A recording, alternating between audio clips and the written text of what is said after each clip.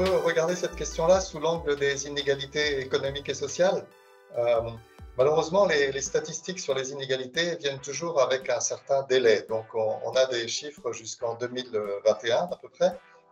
Et ce qu'on a observé, c'est une baisse des inégalités selon certains indicateurs autour de 2019-2020 et une remontée en 2021. Alors, malheureusement, on ne peut pas dire ce qu'il en est dans les 2 dernières années. Mais voilà, il s'est passé quelque chose au début de la crise du Covid et au milieu de la crise, apparemment, les inégalités sont revenues. Qu'est-ce qu'il en est après la crise du Covid? C'est un peu moins clair. Mais ça, c'est du côté des inégalités, je dirais, un peu matérielles, économiques. En ce qui concerne les inégalités plus sous la fracture, plus en termes d'idéologie, en termes de mode de pensée, là, on peut peut-être prendre comme indicateur, par exemple, les intentions de vote pour les partis extrêmes, et notamment pour l'extrême droite. Et là, de ce point de vue, malheureusement, on peut penser que la société française est encore plus polarisée, encore plus fracturée qu'elle ne l'était à l'époque.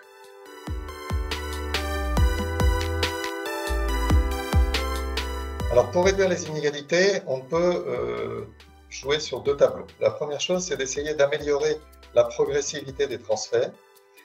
Et donc, l'impôt, comme vous le savez peut-être, est finalement payé dans des proportions assez inégales selon les tranches de revenus.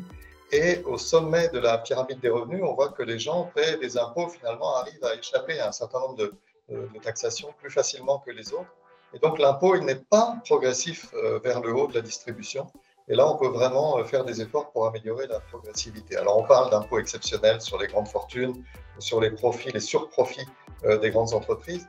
Tout ça peut aller dans ce sens d'une plus grande progressivité. On peut aussi s'intéresser à ce qui se passe du côté de l'héritage, même si c'est un tabou. Une meilleure fiscalité sur l'héritage, sur les successions, serait vraiment une piste à explorer. Mais je voudrais dire qu'en fait, il faut aussi regarder sur un autre tableau ce qui peut se faire à plus long terme, en termes de ce qu'on appelle la prédistribution, par opposition à la redistribution qui vient en quelque sorte après la bataille. La prédistribution équipe les gens pour leur vie économique, leur succès dans la vie économique.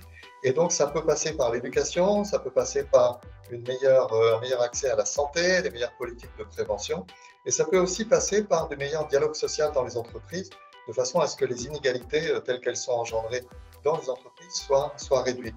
Et un thème qui me tient particulièrement à cœur, c'est la démocratisation des entreprises, un changement de gouvernance et aussi un changement des objectifs, des missions des entreprises pour qu'elles soient plus en ligne avec les besoins de la société. Et tout ça peut contribuer à réduire les inégalités telles qu'elles sont engendrées par le système économique avant même que le système des transferts intervienne.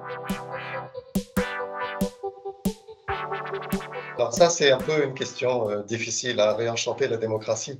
Je pense qu'il faut regarder du côté des endroits où ça marche. Et en fait, la démocratie a tendance à plutôt bien marcher au niveau local. Il y a beaucoup d'expériences locales dans des quartiers, dans des communes où la démocratie participative fonctionne parce que c'est plus à l'échelle humaine, parce que ça peut être plus riche. Les gens peuvent non seulement voter, mais aussi prendre des initiatives, faire des propositions, délibérer dans des réunions collectives, etc.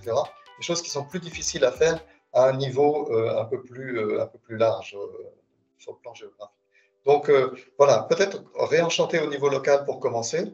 Et puis, je parlais de démocratie dans l'entreprise. Il faut aussi veiller à ce que la démocratie réenchante un peu tous les aspects de la vie sociale. Hein, et donc, qu'elle ne soit pas limitée à la politique au sens strict, mais qu'elle alimente aussi la vie, toutes les interactions dans les associations, dans tout un tas d'organisations et en particulier dans les entreprises. Donc voilà, je pense que la démocratie a vocation à irriguer les choses. Alors un autre élément que je voudrais mentionner pour conclure sur cette question, c'est la question de l'information. La démocratie, ça n'est pas seulement voter, exprimer son opinion, c'est aussi s'informer, former ses opinions, discuter de ses valeurs et de ses idéaux avec les autres. Et pour ça, il faut être bien informé. Et le système des médias et des réseaux sociaux joue un rôle très important en la matière. Donc, on parlait au début de fracture de la société.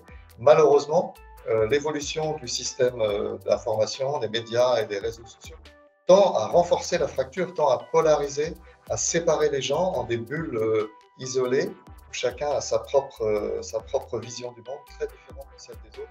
Donc ça joue complètement contre la démocratie. Donc réenchanter la démocratie, il faudrait sans doute s'attaquer de façon assez ambitieuse à ce problème de l'information et de la désinformation.